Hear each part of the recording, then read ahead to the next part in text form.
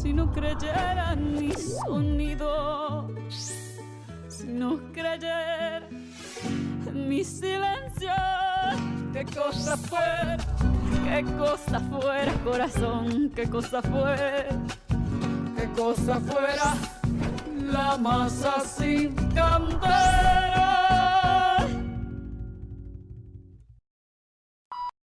Estimadas amigas y amigos, bienvenidos de nuevo a una emisión más de su programa Pulso Fórmula. Soy Claudia Corichi y le agradezco que nos permita acompañarlo como cada domingo.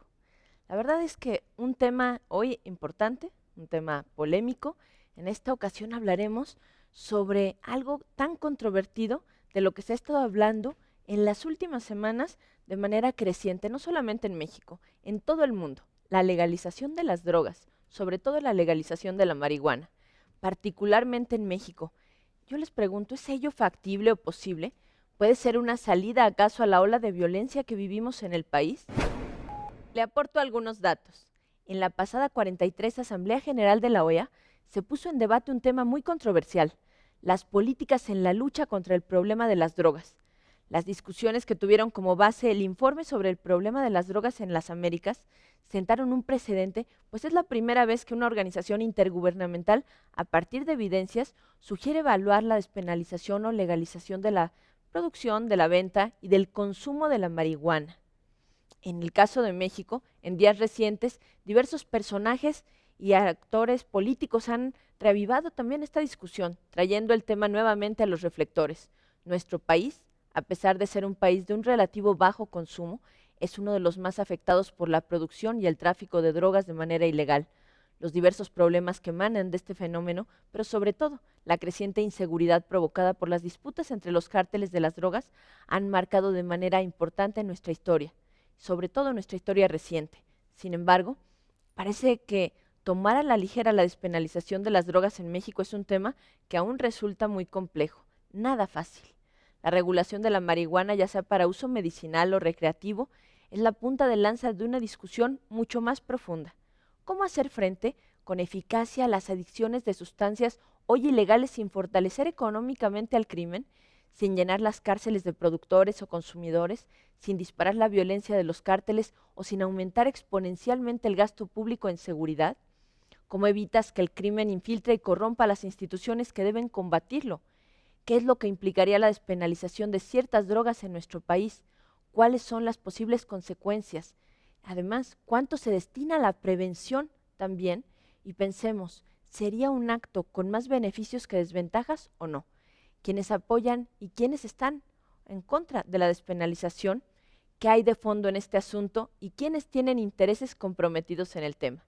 Lo invitamos a quedarse con nosotros y resolver todas estas dudas y muchas más, así como profundizar más sobre lo que implica un debate de este tema tan polémico hoy en Pulso Fórmula, la despenalización de las drogas, sobre todo de la marihuana, a debate. Comenzamos. Marihuana, ya no puedo ni levantar la cabeza, con los ojos retecolorados y la boca reseca, reseca. Marihuana, ya no puedo ni levantar la cabeza, con los ojos retecolorados y la boca reseca, reseca.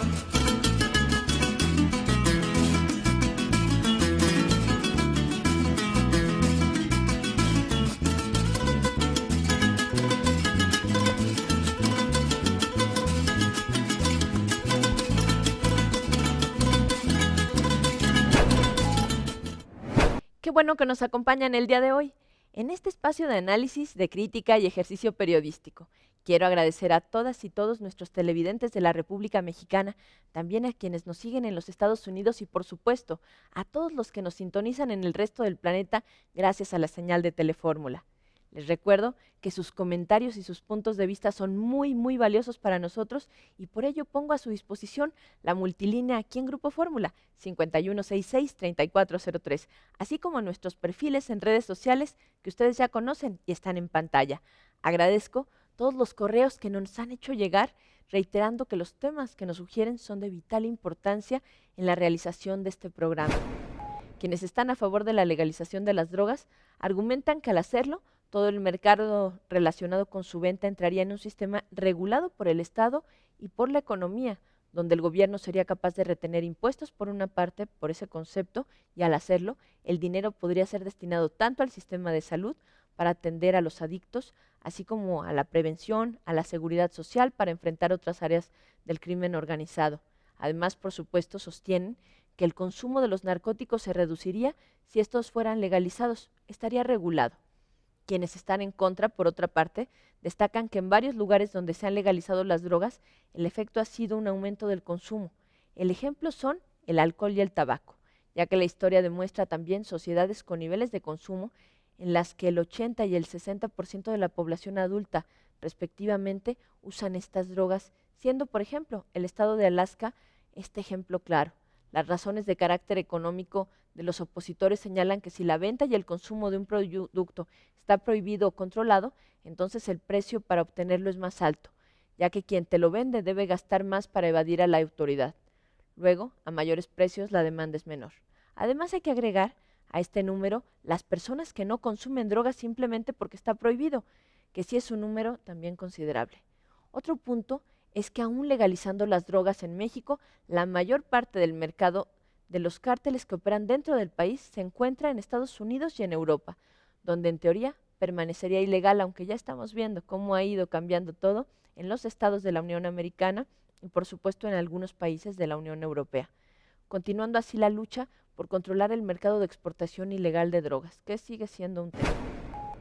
En México, el tema de las drogas conlleva varios significados, pues además de la cultura que se ha creado en torno a este fenómeno, el campo es uno de los principales terrenos donde el tráfico de drogas ha modificado los estilos de vida de la gente. Para la Asociación Nacional de Empresas Comercializadoras de Productores del Campo, México ha perdido al menos 2 millones de empleos agropecuarios entre 1994 y 2008, así como la caída del precio real de productos agrícolas entre 40 y 70%, lo cual nos hemos dado cuenta, y esto significa que es más caro producir que vender, por lo que estas personas en muchos casos han tenido que cambiar de giro, dedicándose ya sea por voluntad propia al negocio de plantación de cannabis o por la fuerza, como en el caso de algunos estados, que desde 2011, año en que los poderes locales, por ejemplo en Michoacán, cambiaron, los cárteles del crimen organizado empezaron a extender sus dominios al control de las cosechas y la comercialización de los cultivos de limón, de aguacate, obligando a los productores a dedicar parte de sus plantaciones al cultivo de drogas, lo que inclusive tuvo un efecto en los precios de los frutos señalados, pues los productores comenzaron a pagar derechos de aduana. El fenómeno no es el único, pues muchos exagricultores han tenido que volverse parte de los llamados, pues parte del crimen organizado, con estos llamados, por ejemplo, halcones o cómplices de los grupos del crimen organizado, por cantidades mensuales que al menos les dan una opción de vida, sin tener que emigrar al otro lado. La verdad es que este tema no es un tema sencillo, por lo que es urgente un debate serio e incluyente que deje atrás prejuicios y ponga de manera objetiva los pros y los contras bajo la lupa. De lo que se trata es de que exista representatividad en las acciones de gobierno y que haya legitimidad. Y también por eso hemos decidido el día de hoy abrir este tema, porque este tema se está abriendo no solamente en México, sino en todo el mundo. Datos de una reciente encuesta del Gabinete de Comunicación Estratégica dicen que el 53.1% de los mexicanos rechaza la despenalización de marihuana, mientras que el 13.8% de los encuestados dijo estar totalmente de acuerdo. Estos son los datos de las percepciones de la gente, de usted, de nosotros.